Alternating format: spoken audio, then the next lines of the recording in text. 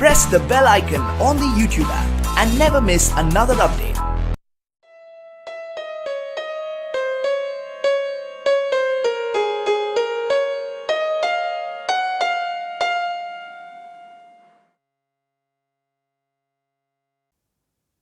Hello friends, मैं हूं सुमन शर्मा आद्या English classes की ओर से सेरीन पाठशाला पे। और हम आज देखने वाले हैं थोड़ी सी वोकैबलरी। ठीक है। अब कल हमने देखा था थोड़ा सा ग्रामर। जैसा कि मैंने आपको बताया था कि हम रेगुलरली आते रहेंगे, रेगुलरली मिलते रहेंगे, छोटे छोटे इंपॉर्टेंट चीज़ें, चाहे वो ग्रामर की हो, चाहे वो आपके छोटे छोटे कन्फ्यूजन्स हो, चाहे वोकैबलरी हो, हम उसको देखते जाएंगे। ठीक है। इसके पहले वाले वीडियो में मैंने आपको बताया था वोकैबलरी पढ़ने का अप्रोच। वोकैबलरी पढ़ते वक्त आपको सिर्फ मीनिंग नहीं देखना है, उसका पार्ट्स ऑफ स्पीच भी देखना है। आपको वोकैबलरी का पार्ट्स ऑफ स्पीच भी देखना है और फिर उसके बाद में उसका मीनिंग देखना है। ठीक है। क्यों पार्ट्स ऑफ स्पीच देखना ज़रूरी हो जाता है? क्योंकि कई बार वर्ड का पार्ट ऑफ स्पीच बदलता है तो उसका मीनिंग भी बदल जाता है ना। अगर अप्रिशिएट, मैं आपसे पूछूं कि अप्रिशिएट का मतलब क्या है, तो आप बोलेंगे तारीफ करना, मतलब प्रेज करना। ओके। क्या अप्रिशिएट का मतलब इंक्रीज नहीं होता, बढ़ा होना नहीं होता है? आपने सुना ही होगा, the value of rupee has appreciated. सुना है, राइट? सो अप्रिशिएट का मीनिंग। अच्छा हाँ, कभी कभी पार्ट ऑफ स्पीच नहीं बदलेगा तो भी दो मीनिंग्स आते हैं। ठीक है। सो जैसे अप्रिशिएट का एज अ वर्ब उसका मीनिंग है प्रेज, और दूसरे वर्ब का मीनिंग है इंक्रीज। ऐसे वाले जो वर्ड्स हैं ये आते हैं आपके कॉम्प्रिहेंशन में। इसीलिए कॉम्प्रिहेंशन का जो वोकैबलरी होता है उसको बिना पैसेज रीड किए या बिना पैसेज को रेफर किए सॉल्व आपको नहीं करना है, क्योंकि ऑप्शंस में ये दोनों आ जाएंगे और आप वो मार्क करेंगे जिससे आप ज़्यादा वाकिफ हैं। ठीक है। हो सकता है पैसेज में अप्रिशिएट का मतलब कॉन्टेक्स्ट के हिसाब से प्रेज हो, लेकिन ऐसा भी हो सकता है कि according to the context appreciate का मीनिंग इंक्रीज हो। ठीक है। सो रिस्क नहीं लेना है, नेगेटिव मार्किंग तो है ना हमारे एग्जाम्स में। All right.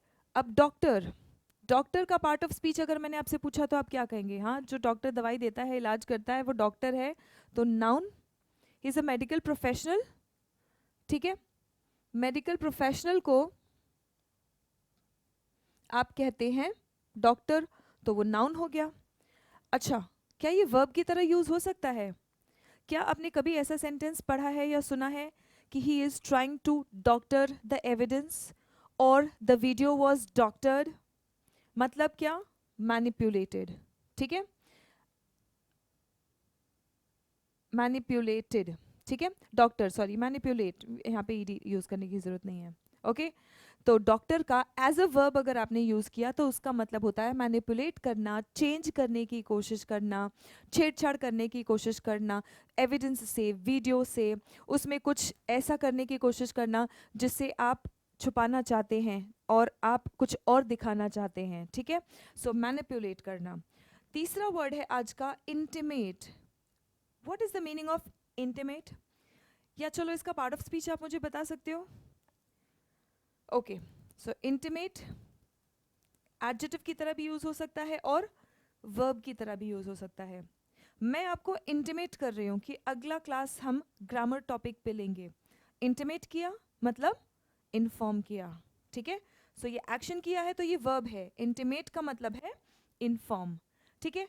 अब एज एन एडजेक्टिव, मेरा ये हमारा बहुत ही इंटिमेट फैमिली फ्रेंड है। इंटिमेट मतलब वेरी क्लोज, बहुत खास, एज एन एडजेक्टिव। ठीक है। देखो सेम वर्ड है लेकिन उसका पार्ट ऑफ स्पीच बदल रहा है और उसका मीनिंग भी बदल रहा है। ठीक है। चलो, तो ये 3 वर्ड के हमने 6 मीनिंग्स देखे, अलग अलग मीनिंग है। देखो, इनका एम ये है कि आपका वोकैबलरी पढ़ने का अप्रोच डेवलप हो जाए। ओके। अब हम कुछ ऐसे वर्ड्स देखते हैं जो ऑफन कंफ्यूज्ड वाले होते हैं, जैसे कोलैबोरेट और कोरोबरेट। ओके। कोलैबोरेट, कंपनीज, अगर 2 कंपनी एक साथ में मिलके आ रही हैं काम करने के लिए, मर्जर हो रहा है, तो उसको हम क्या कहते हैं? कोलैबोरेशन। ठीक है। कंपनीज ने कोलैबोरेट किया, मिल के साथ में काम करना, मतलब कोलैबोरेट, कोऑपरेट। ठीक है। और कोरोबरेट का मतलब है सपोर्ट करना, कोरोबरेट का मतलब है सपोर्ट करना, समर्थन करना। मैंने कुछ कहा और आपने मेरे उस बात को सपोर्ट किया, मेरे उस बात से समर्थन किया, तो आपने मुझसे कोरोबरेट किया। मैंने जो कहा उससे कोरोबरेट किया। ठीक है, आप मेरे साथ मिलके काम करेंगे तो आप मेरे साथ कोलैबोरेट कर रहे हैं। Is that clear? ओके, फिर उसके बाद में हमारा और एक वर्ड है जो इसी से थोड़ा सा सिमिलर है, देख लेते हैं, कोलैटरल। ओके, कोलैटरल ये नाउन की तरह भी यूज हो सकता है और एडजेक्टिव की तरह भी यूज हो सकता है। अब देखो, नाउन की तरह यूज होगा तो किसी न किसी चीज का नाम बताएगा, और एडजेक्टिव है तो क्वालिटी बताएगा। ठीक है, एज अ नाउन जो भी चीज़, जो सिक्योरिटी हम प्लेज करते हैं कोई भी लोन लेने के टाइम पे, जिस भी चीज़ को, जो मॉर्गेजिंग के टाइम पे जो चीज़ आप रखते हो एज अ सिक्योरिटी, उसी को हम कहते हैं कोलैटरल। ठीक है, security deposited while availing a loan, while availing a loan, कोई भी लोन लेते वक्त जो सिक्योरिटी आप डिपॉजिट करते हो उस सिक्योरिटी को कहते हैं कोलैटरल। इस एक्शन को कहते हैं मॉर्गेज, इस एक्शन को कहते हैं मॉर्गेज। ठीक है, ओके। और collateral as an adjective, collateral as an adjective इसका मतलब होता है secondary. Collateral as an adjective इसका मतलब होता है सेकेंडरी या एडिशनल, सेकेंडरी या एडिशनल। ठीक है, ओके।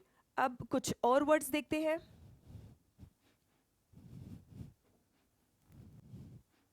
एक वर्ड है फैलेसी, एक वर्ड है फैलेसी, एक वर्ड है फेलिसिटी, एंड एक वर्ड है फैसिलिटी।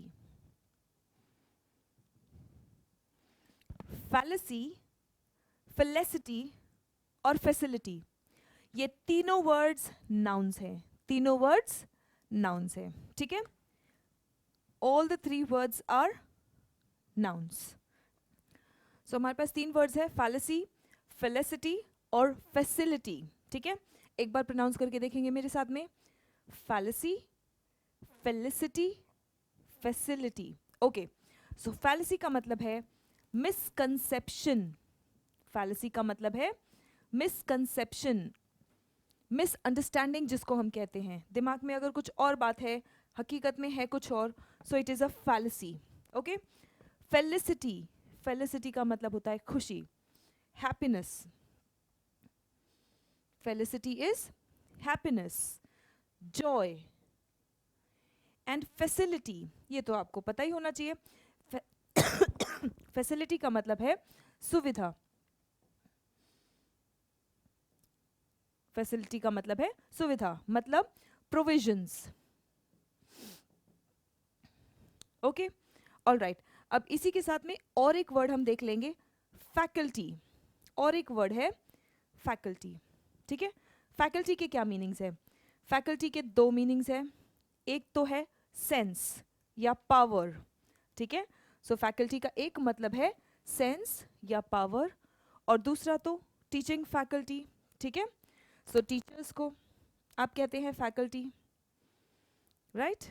ओके, सो आज का सेशन हम यही ख़त्म करते हैं। अगर आपको ये वीडियो अच्छा लगा तो आप लाइक करेंगे, चैनल को सब्सक्राइब करेंगे। अगले वीडियो में क्या देखना चाहते हैं, किस कंटेंट के ऊपर आपको क्लैरिफिकेशन चाहिए, आप कमेंट बॉक्स में मेंशन करेंगे। और अगर आपको वीडियो अच्छा लगा तो अपने फ्रेंड्स के साथ में भी ज़रूर शेयर करें। Thank you so much.